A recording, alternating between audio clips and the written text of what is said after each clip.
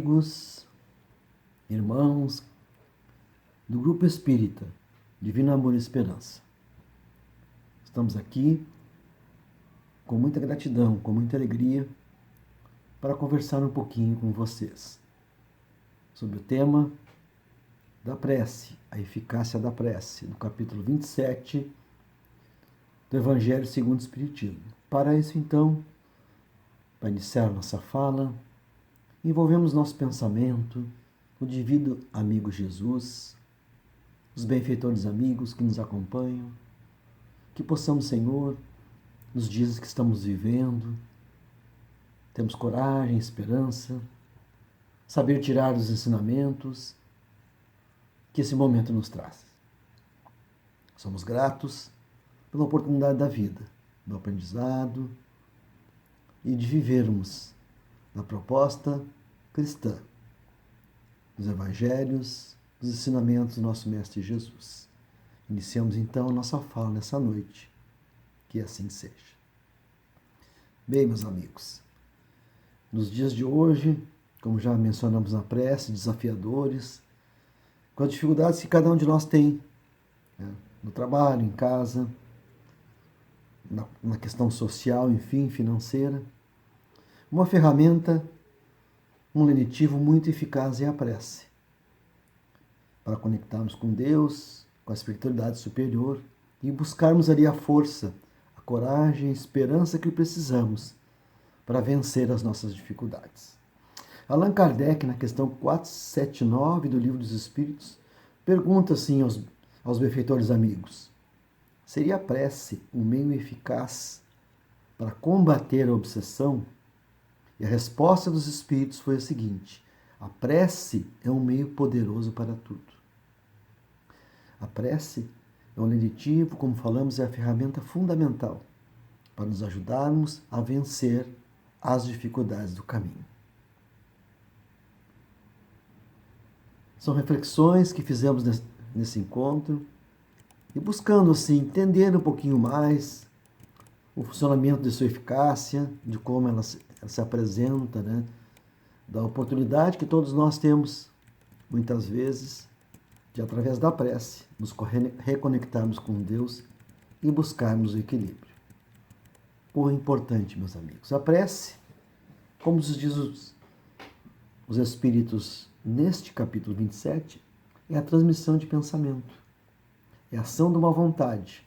E essa ação dessa vontade, então, transmite através do fluido e alcança o seu objetivo. O pensamento, ele é ilimitado. Ele alcança distâncias inimagináveis. Usando o exemplo da voz, da fala, que ela é transmitida pelo som, pelo ar melhor, quando falamos temos uma certa distância, de alguns metros talvez, que alguém, dependendo da entonação da voz, né, enfim, de cada um, ela chega, mas ela não passa muito mais de que alguns metros.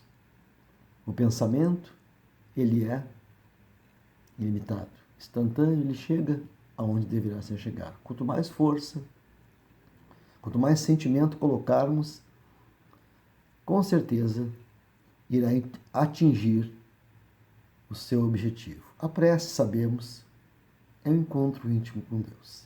É aquele momento em que fizemos o recolhimento, elevamos o pensamento e ali conversamos com Deus.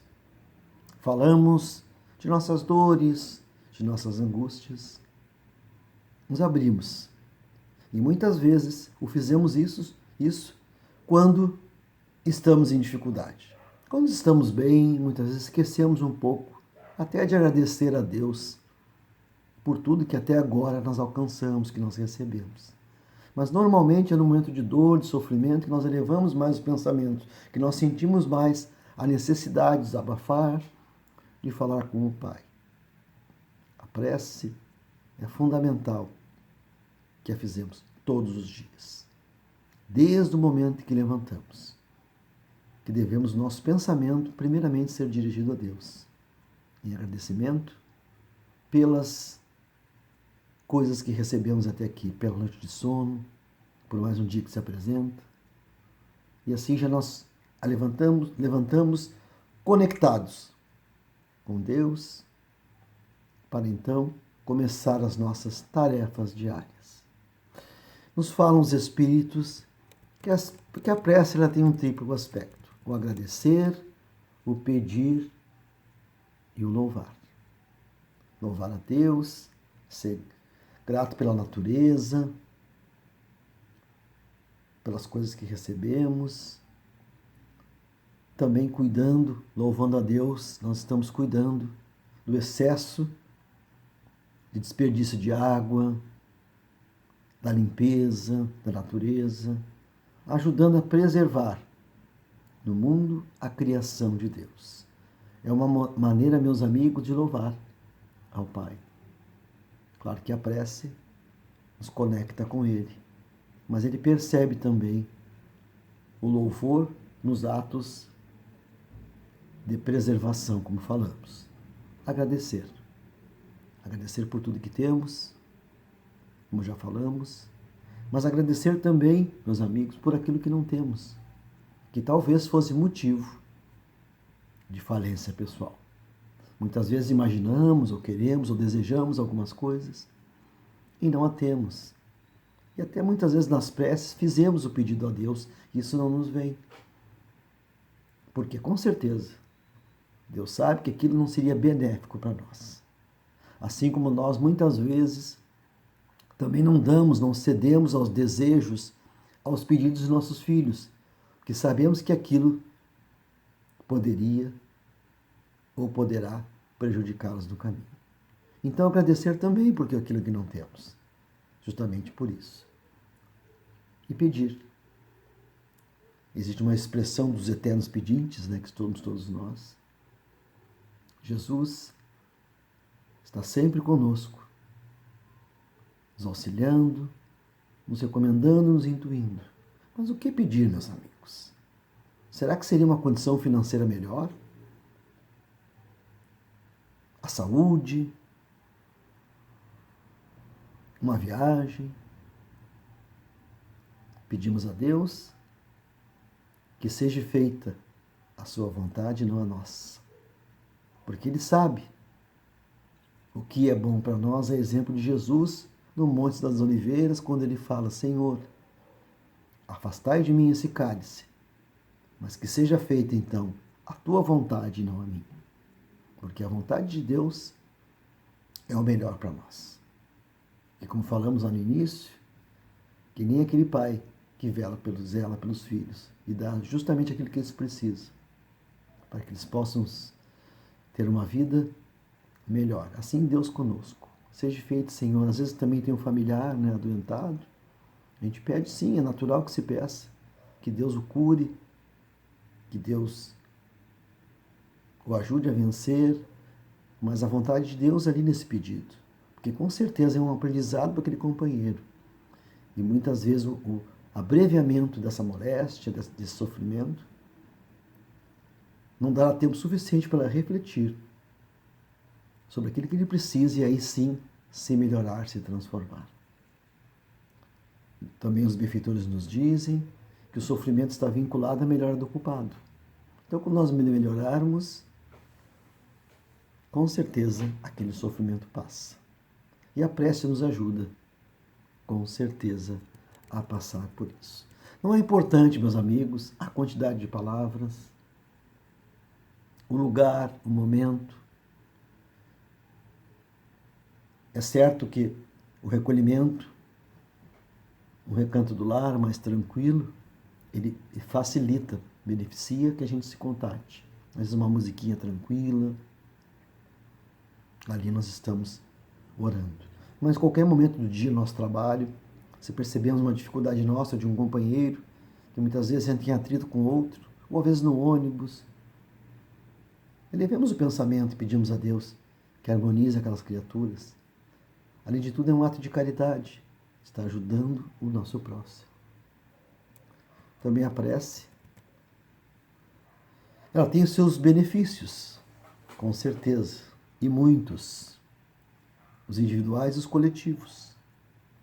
O individual, usamos aqui a referência né, de Leão Tolstói na obra Ressurreição e Vida, onde ele tinha um amigo muito próximo, desencarnando muito jovem, o Boris. Ele orava por aquele companheiro querido, aquele amigo querido. E Tolstói retorna ao mundo espiritual depois de quase 90 anos e encontra Boris lá, que veio visitar e agradecer pelas preces. E Tolstói, sempre com aquele sentido investigativo, aquela curiosidade natural, pergunta como é que acontecia quando eu orava. O que acontecia? E Boris disse, então, quando eu orava com amor e saudade, tu aparecia na minha frente. E da tua fronte, e do teu peito, uma luz intensa que me envolvia e me aliviava. Porque no início, quando retornei, nos primeiros momentos foram muito difíceis para mim. E aquela luz me confortava e fazia lembrar aqueles tempos, bons tempos, que passávamos juntos. E a prece coletiva é aquela que muitas vezes nós fizemos num grupo, em auxílio de alguém, irradiando por alguém, principalmente nesses dias, né, de pandemia que nos traz esse vínculo pelo pensamento ou até mesmo pelas redes sociais, pelos aplicativos. Mas também André Luiz nos diz, na obra Os Mensageiros, que ele vinha, ele, mas um grupo de amigos, trabalhadores do mundo espiritual, em auxílio. No planeta, ele passa, era o período da Segunda Guerra, passa ele, então, por uma igreja, uma luz intensa, sai daquela igreja rumo ao infinito. Ele pergunta ao mentor o que significava aquilo. Ele diz, é um grupo de pessoas orando pela paz do mundo. Então, se ela tem uma força individual, coletiva muito mais forte, quando todo mundo está, digamos assim, direcionando, né? Direcionando para um objetivo e todos com a proposta sincera de auxílio. O Evangelho no lar também é fundamental no processo, que além da prece também o comentário evangélico nos ajuda a nos fortalecer também. Porque em orar para todos, pelos amigos, pelos vizinhos, pelos colegas de trabalho, pelos nossos desafetos também, que muitas vezes precisam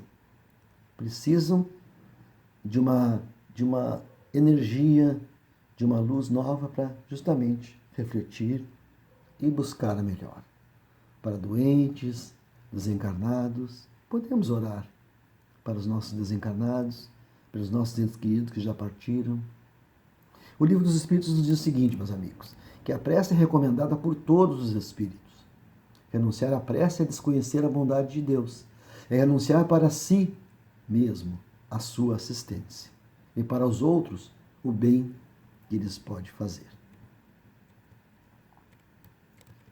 Assim, encaminhando já o nosso encerramento, nossa reflexão deste momento, deste encontro, trazendo também uma história que aconteceu, um fato, na verdade, que aconteceu no século XIX. A Europa estava passando por uma dificuldade financeira muito grande, onde houve lá muitas casas de comércio, muitas pessoas faliram ou ficaram na pobreza. Mas havia um homem muito rico, quanto egoísta e orgulhoso também.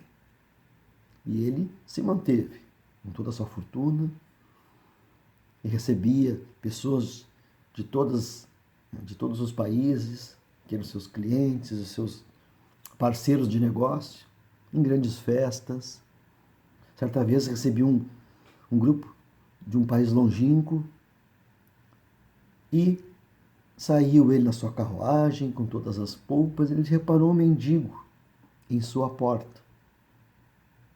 E ele então, de um ato talvez quisesse mostrar como ele era bondoso, aqueles a que ali estavam, joga um pequeno saco de moedas àquele indigente. Passado-se um tempo, então, como acontece com todos nós, chega o momento de retornarmos à vida espiritual. Chegando lá, a escuridão total em sua volta.